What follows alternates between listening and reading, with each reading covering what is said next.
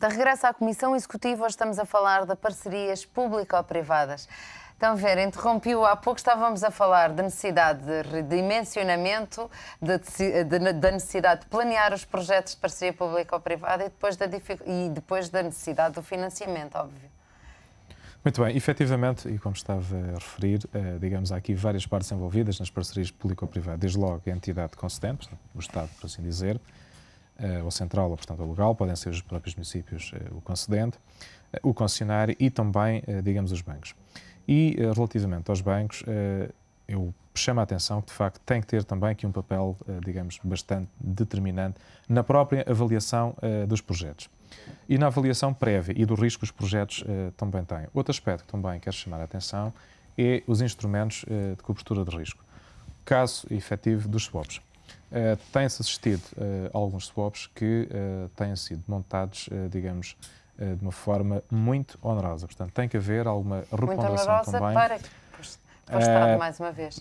Sim, portanto, para a concessionária e indiretamente para o Estado. Portanto, tem que haver alguma ponderação também, digamos, na forma como os instrumentos de cobertura do risco, taxa de juros, são efetivamente montados. Mais uma vez, era algo, enfim, que digamos que por vezes não se dominava muito bem, neste momento começa a haver, digamos, um maior conhecimento sobre este tipo de matérias, que são matérias importantes.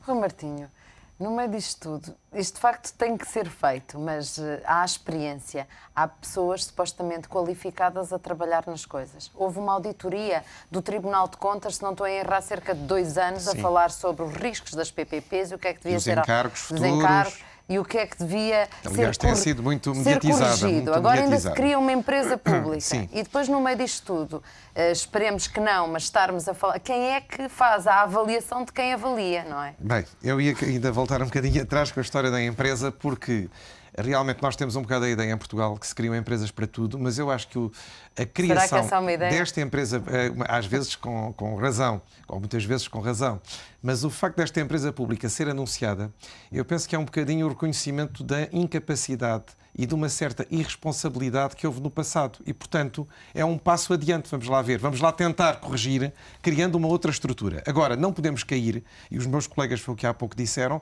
em criar uma estrutura que vai trazer mais custos.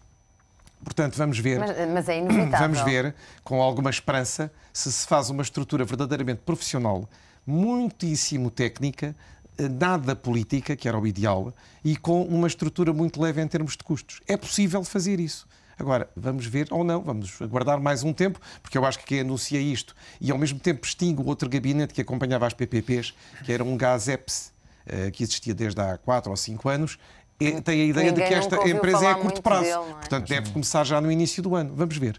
Porque, efetivamente, cá estaremos para observar depois se são lugares, como estávamos há pouco a falar, criados num número muito grande e com um cariz político, ou se é uma análise técnica que se está a requerer. Eu queria só acrescentar um ponto que é este tipo de, digamos, de empresa ou gabinete ou o que seja, existe noutros países. Portanto, e Portugal neste momento tem um número relativamente significativo. Exatamente, são mais de 100 PPPs que temos. Exatamente. Portanto, do meu ponto de vista, justifica-se haver um órgão técnico, e volto a enfatizar, um órgão técnico,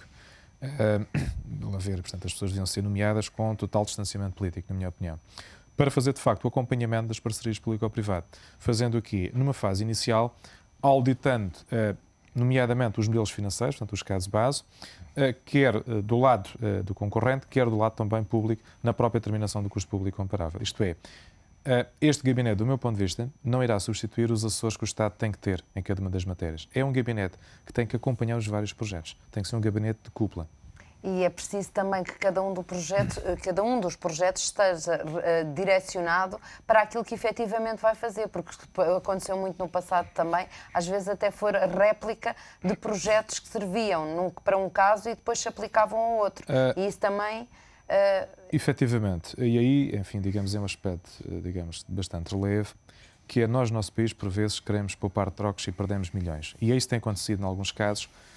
E enfatizo concretamente o caso dos municípios. Tem havido alguns cadernos de encargos que têm sido muito mal desenhados, e digo com conhecimento próprio, porque intervi, digamos, do lado do concorrente em alguns desses casos. Passo a explicar desde situações em que é definido um teto máximo para o projeto e não é efetivamente, digamos, referido-se ao valor atual um valor nominal. E depois, diferentes concorrentes interpretam, uns como sendo o valor atual, digamos, máximo dos encargos, outro como sendo o valor nominal. Não, digamos, não é possível trabalhar neste contexto.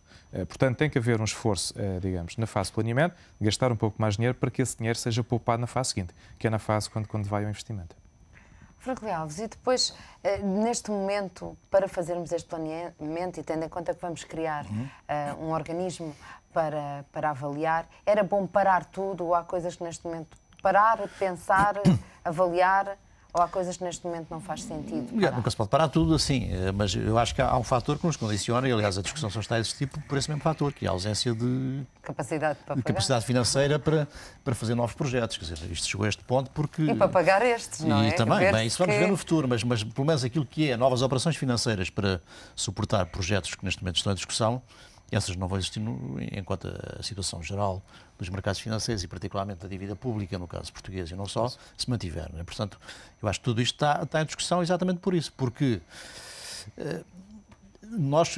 a questão de organismos que vão fiscalizar, eu acho que é fundamental e a vertente técnica também é a única que pode assegurar, por alguma via, alguma objetividade de análise, e por isso é que eu acho que o Tribunal de Contas, particularmente o Tribunal de Contas, e o IGCP, por exemplo, e eventualmente a Unidade Orçamental da Assembleia da República seriam talvez entidades mais distanciadas de tudo isto. Porque qualquer organismo nomeado pelo Governo terá sempre necessariamente alguma dificuldade, a não ser que tenha uma grande autonomia técnica e não sei até que ponto é que isso é conseguível, terá uma grande dificuldade em se opor a decisões de natureza política nesta matéria. Convém não esquecer que até muito recentemente o que se dizia é que todos estes projetos das PPPs não eram pagos pelo Estado. Isto não há esforço nenhum financeiro para o Estado porque são os privados a pagar. E confundia-se os privados a pagar com quem financiava, iludindo-se deliberadamente o facto que estava implícito nessa estrutura. Um ónus futuro para todos nós. Portanto, essa questão é uma questão também muito política. Isto é, acho que o problema aqui é um problema também de opções políticas nesta matéria e de uma opção por aumentar ou diminuir o peso do Estado em todas estas frentes. Porque, e, eventualmente, essa entidade ser exigido de alguma forma, até pelo Parlamento, que possa prestar trimestralmente, acho que isso é por fundamental. exemplo, contas do trabalho que está a fazer. E estabelecer, se calhar, patamares limite para novas PPPs, por exemplo, há PPPs nesta lista gigantesca, não é?